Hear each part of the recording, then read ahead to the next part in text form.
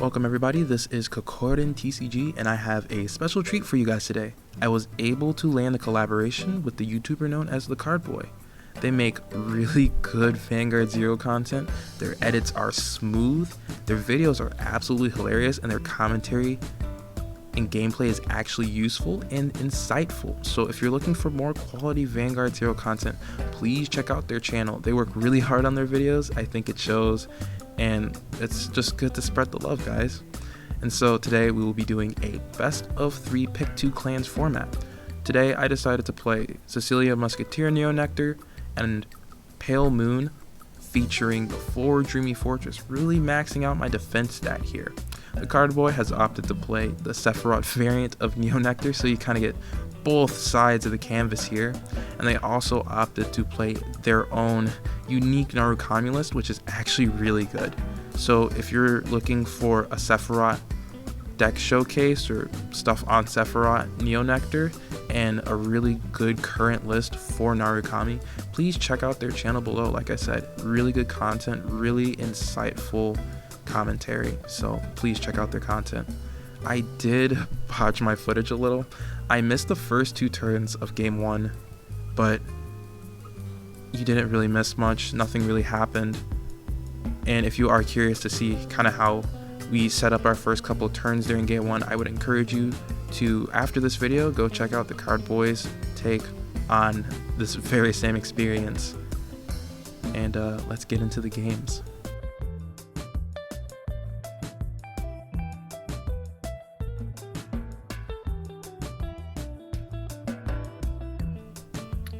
Alright, and so here we are. This is game 1 versus the Card Boy. I have opted to start off Neonectar because I felt like I didn't want to win game 1 with Pale Moon and then have to play 2 games where I needed to win with Neonectar. That just felt bad. It felt better to try to high roll with Neonectar and then kind of go in with Pale Moon and give me 2 chances to really draw all my combo pieces. So if I missed it that game 2, I would be able to push them to game 3. Just overall trying to maximize my chances. I play a lot of tabletop and conquest format just for my own team ranking, so you get used to it after a while. And so what I really was impressed with is how, it's either 1 because the Card Boy was really tired, or 2 just because they're a strong player, but they made sure that they weren't misplaying here. A lot of their plays were very thoughtful, and so I really appreciate that they were very methodical in the way that they played this game. And so as you can see from the damage, I really got a really good head start here, really being able to basically set up an almost full board, really giving myself the best chances here. I didn't have a Cecilia, and that kind of hurt me because I really wanted to ride into Cecilia early game. As you see, like, the Cecilias are just dodging me this game. I do get to build columns though, so that's always good.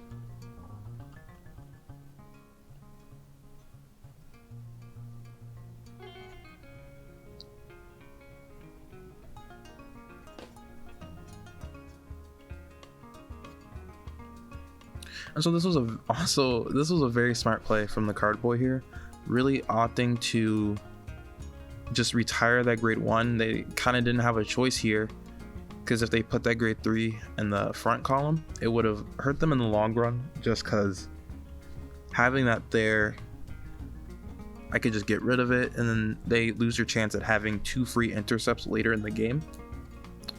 I get really lucky though, and that trigger just kind of coming in the clutch and really making sure that I don't take too much damage. So I feel like, looking back on this game, that trigger that I pulled on their grade 2 turn was really pivotal for me, just to make sure that I just didn't lose, just straight up.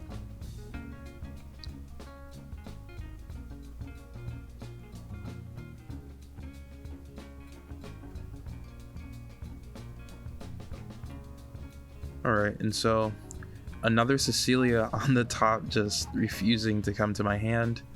I do get another grade 2 out of this, so my thinking behind this play was that if I was able to set up 3 intercepts, because Neonectar doesn't have retire, so I didn't have to worry about him retiring my extra grade 2s. I could save up for later, and I knew I already had to hit in the grade 2, so the booster wasn't really doing the most for me at the moment. And then I swing in with Gene and kind of hope to set up stuff here. And a lot of people, I've been seeing some people not playing Gene, and I figure it's mostly because some people just don't have 4 copies of the grade 4, and most people don't have copies of the grade 3 and the grade 2 Gene. But it truly is a strong card. Just anything that just goes back into the deck, maybe it searches, maybe it filters, it's just always a good thing to have in card games. Vanguard wasn't my first rodeo for the my TCG experience, so when I saw that it went back into the deck, I knew instantly that I had to luck sack. I had to do something to get my final copy of my grade 3 Gene here.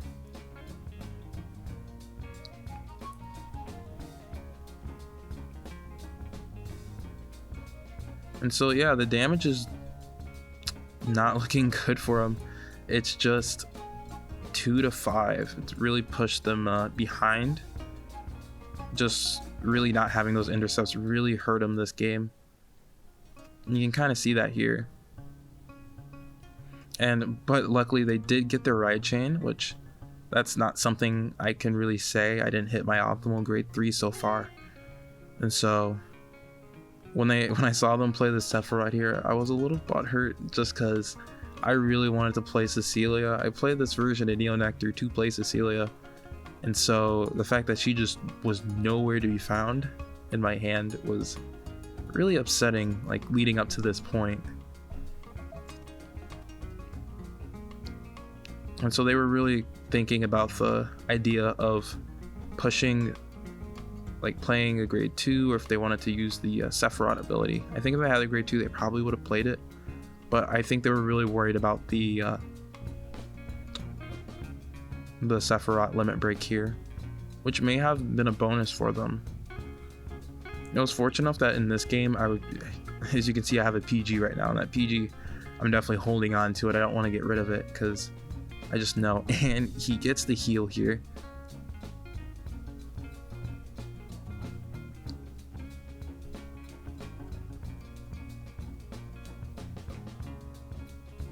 And this play was just very well executed from the card boy, just being able to set up that multi-attack. They didn't have a lot of intercepts here. I think they might actually retire that grade 3. But overall, it was just a very strong play.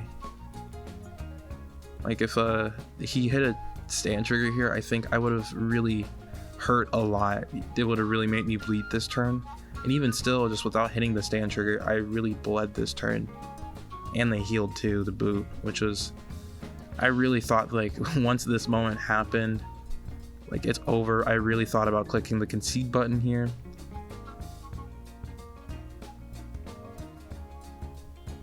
I'm kind of eyeing my deck right now because I really want to top deck the Cecilia. But, no Cecilia, just another PG. So it's just one of those days for me. I can't really do much about it.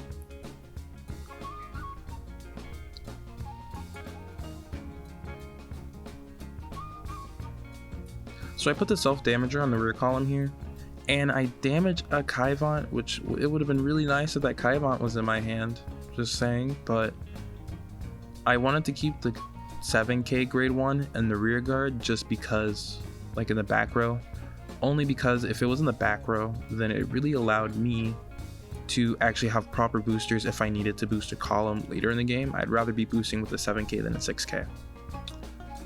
And so I hit no triggers here, and at this point I'm really thinking, dang Coco, your luck has absolutely run out. There is no chance, there's no chance of you having any more triggers.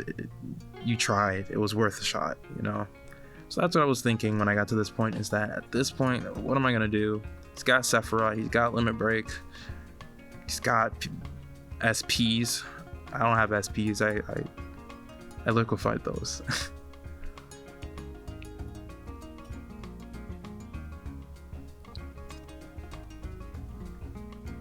But overall, I do think that Sephiroth is a very strong card, just really allowing you to make really beefy rearguard columns. Like the fact that all of the card boys their back row rearguards were all the same name. Those are all 11Ks, which is never a good thing to go up against, because you know, if they have 11Ks on board, especially with a 10K base Vanguard, anytime they hit you, it's just gonna feel bad. And so you see here, they have a 24K rearguard column and they can restand it.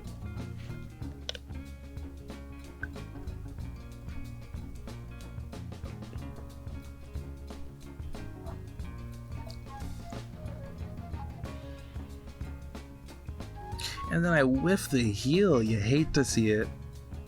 You hate to see when you whiff a heal. I always do that when I play Shadow Paladins.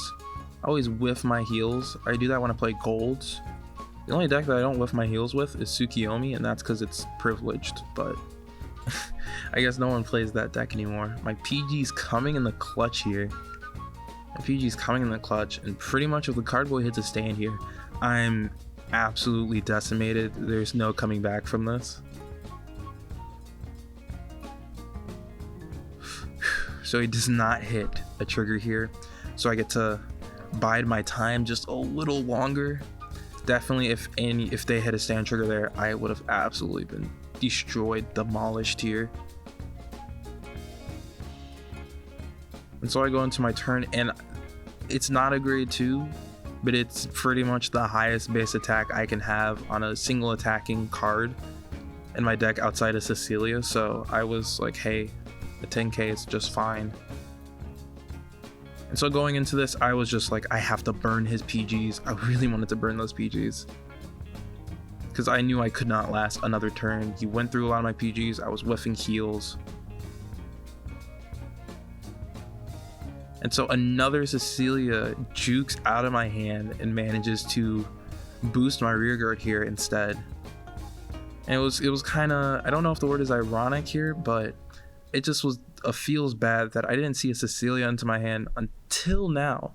Had a whole 20K grid 1 swinging in, and it goes through. I was so surprised when this went through. I really expected to just it not go through, and I managed to win. So I was able to take game 1. There was a little bit of luck involved here. I missed all my pieces. I just happened to draw into the intercepts and defensive pieces that I needed. Okay, and so this is my game 2 against the card boy. I was up a game and I felt very comfortable here. The card boy, we talked about it a little bit after game 1, and usually what I do for my format for my tournament is that, like, if you lose game 1, you're allowed to switch clans, because there are such things as bad matchups in Zero. It's a little bit less of a thing because sometimes the triggers or your luck can really affect it, but they wanted to switch because I don't think they wanted to go Neo Nectar and the Pale Moon, and so they opted to go for Narukami here. And going into this matchup, you'll see that, like, I'll do pauses from time to time, or like I'll make questionable decisions just because I did not read what Coco does, their Narukami starter. You see, I actually read it here, and I didn't read it properly until about halfway through this game. I thought it legit turned off my own rearguard effects, that's not true. So that is why I decided to Smiling Presenter here and get those Dreamy Fortresses in. Also, as I typically like to rush Dreamy Fortress in the Soul when I'm playing against Narukami, just because I need to play grade 2s. I need to force them to play down their Ryans and their Shiden, so that way when I go into Dreamy, it's either before their grade 3 turn, and I have multiple turns to really let them sit there and force them to deal with it, or they're just there for emergency, and if I happen to Alice or something crazy, I can use those Dreamy Fortresses really late game after they've burned most of their Shidens and their Ryans, which would obviously just ruin my day.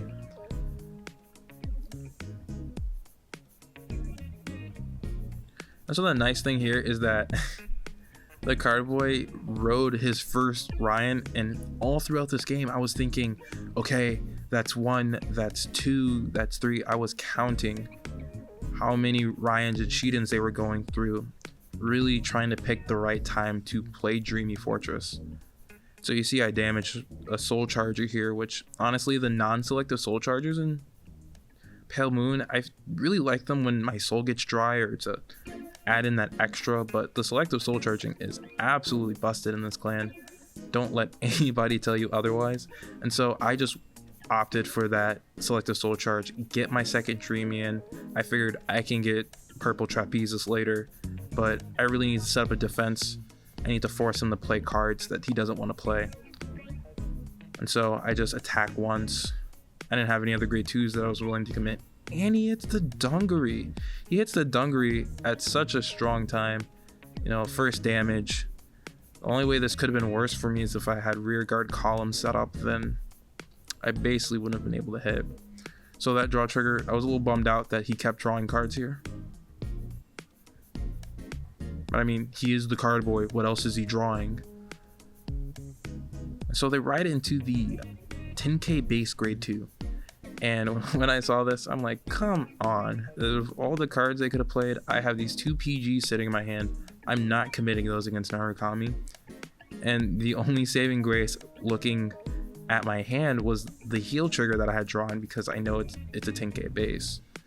So I was a little worried because I just didn't have boosters here and they were starting to do their own thing. And so this is actually really interesting how the Koko can turn off those grade 1s that, because it's a 10k booster if you can turn off its ability. And so that basically means they just get a free 20k column.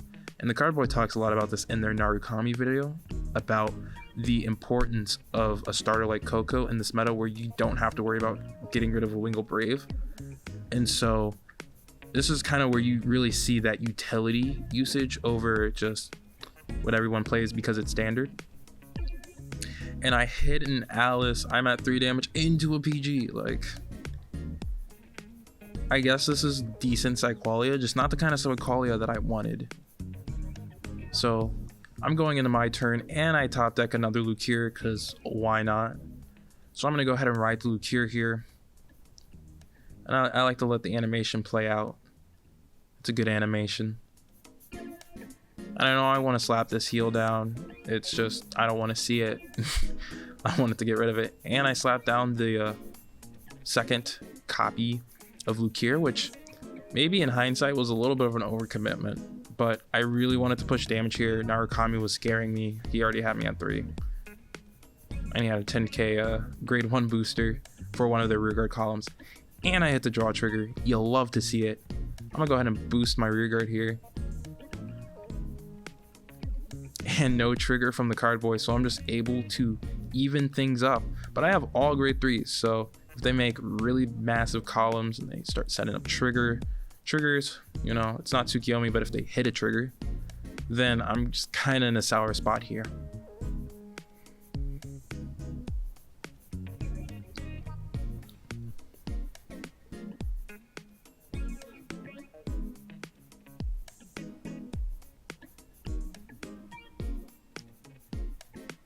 And so Miwa does not have an animation for Vermilion, for Kaiser Vermilion. I always put those backwards. It's like when I call all the Pegasus cards ponies. It's just a thing I do.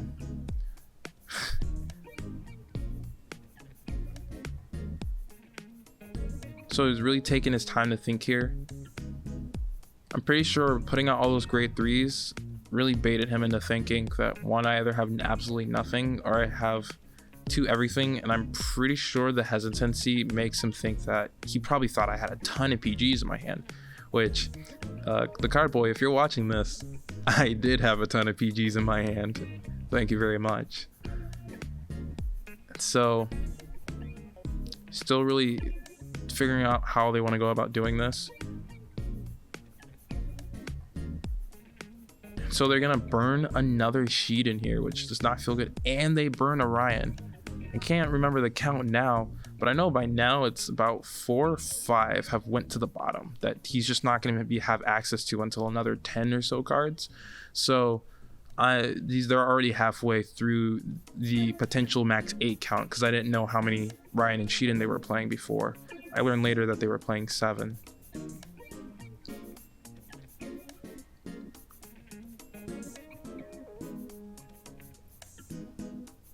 Okay, so they also hit some draw triggers here, which never a good feeling when your opponent's hitting triggers. It's only fun when you're hitting triggers. That's the point of Vanguard. So they set up this massive board here.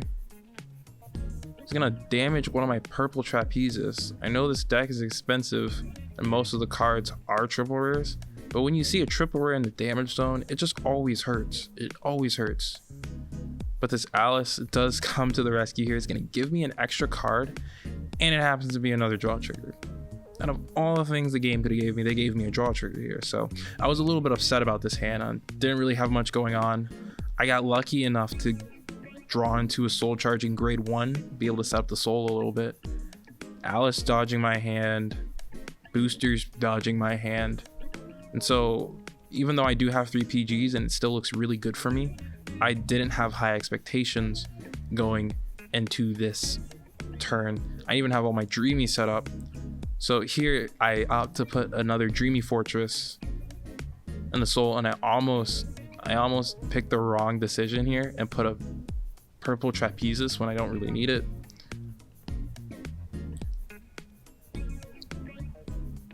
Okay, and I go for a Smiling Presenter and a Fire Juggler, just so if I hit triggers, I can set up some cool column swapping stuff. Pale Moon at its finest, confusing the heck out of the player and the opponent. So I sadly retire the Queen here, which I still regret to this day.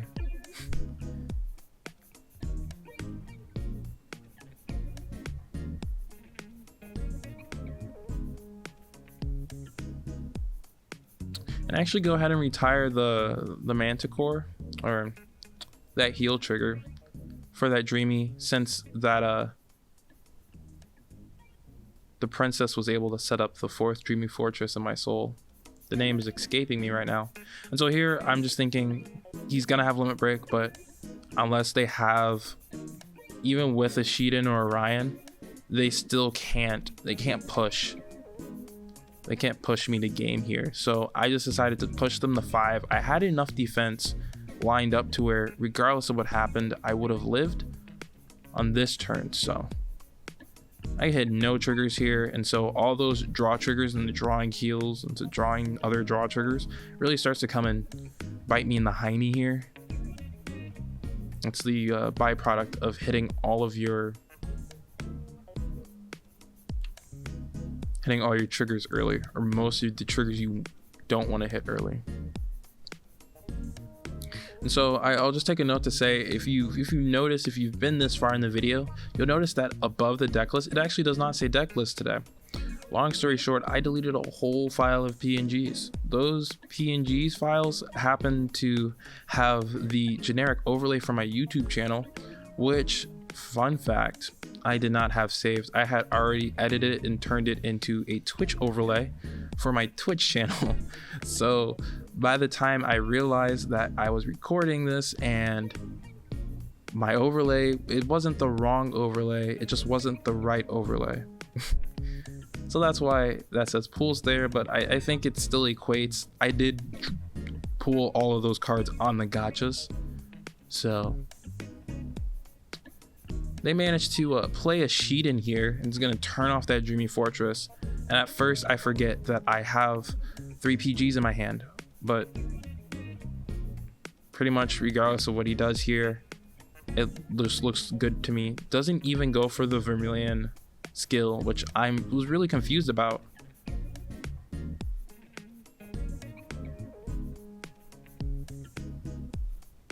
Because they could have swung and then burned one of the Dreamies, which would have meant I would have had one less card on the field after they got rid of all the Dreamies. But I really think that he thought that I didn't have 3 PGs in my hand and that he would just be able to push for game here. I remember us vaguely talking about this. He was like, oh, that's a beautiful SP, by the way. Back to the story. They were saying that, yeah, I really thought you didn't have the PG there, so I was just gonna push for game. I figured I was just pushing through 1 PG, but tisk. Little did the card boy know I had 3 PGs in my hand. One of my proudest Vanguard moments, having a full Dreamy Fortress setup with 3 PGs in the hand. Try breaking that. So I draw into an Alice here, which it's not bad, it's just not amazing.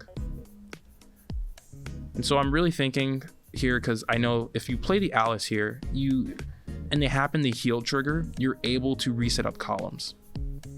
But if they don't have, if they happen to have the PG, then you just have a dud grade 3.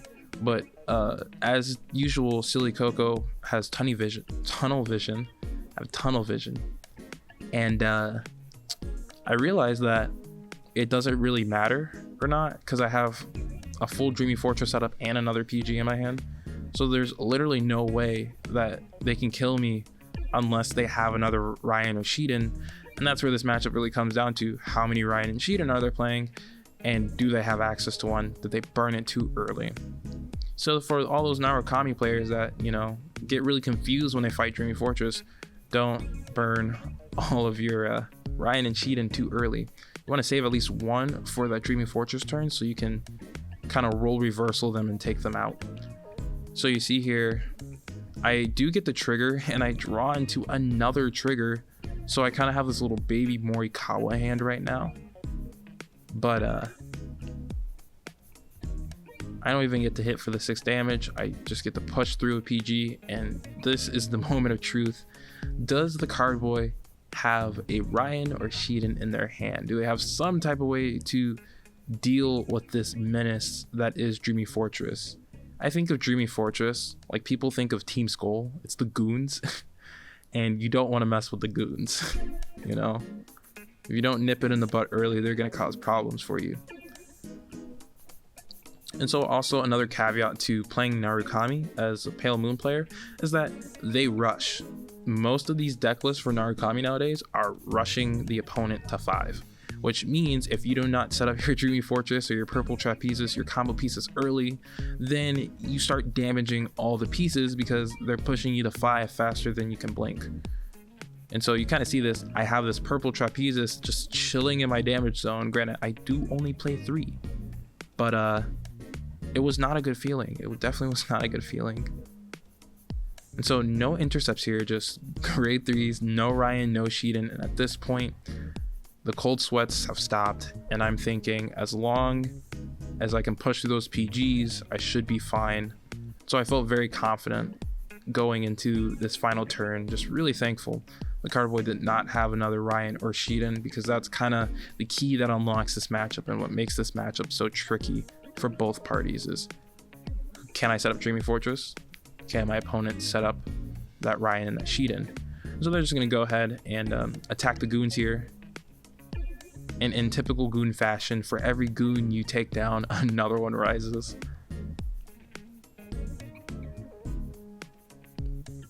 And that Vermilion Kaiser even going to be able to take out the Alice here. So I was a little bitter about that too. I only have one more Alice in the deck at this point. And so the chances of hitting the Alice is very low. And he heals. Oh my gosh, that hurts a lot. And draws. So there's a chance that the card boy did have 2 PGs here, and at this point, I was like, Narukami is broken. It's such a bully. I can't beat it. I can't beat Narukami at that point. I didn't have the Alice to set up, and that's probably because I played it too early.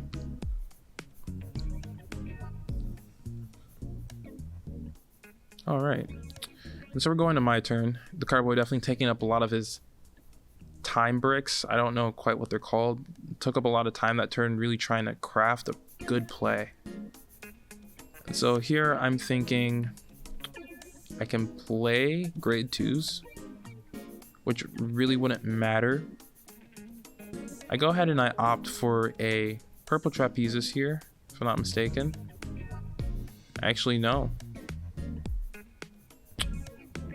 Yeah, I go for the Purple Trapezes. I really thought I soul charged the useless card. And I just go for the grade 3 here. My thinking was, if I manage to get the Purple Trapezes, I can rebuild a whole nother column. Like, as if I manage to hit a trigger, then I can use the Fire Juggler to set up the Purple Trapezes and then set up a whole nother rear guard column to potentially push through that extra PG. And that's pretty much what I was betting on this turn, is that I would be able to hit a trigger here in the case that the card boy did have 2 PGs. So I push for that 5th damage, no trigger. I'm thinking this is a perfect time for Dreamy to come in and steal the show. Dreamy's gonna come in, and he doesn't have the PG. I was so surprised, having 12 cards left and no PG. Managed to take game 2 in a typical, not dominating, but the game just went back and forth the whole time. I was on the edge of my seat and my heart was racing. Perfect.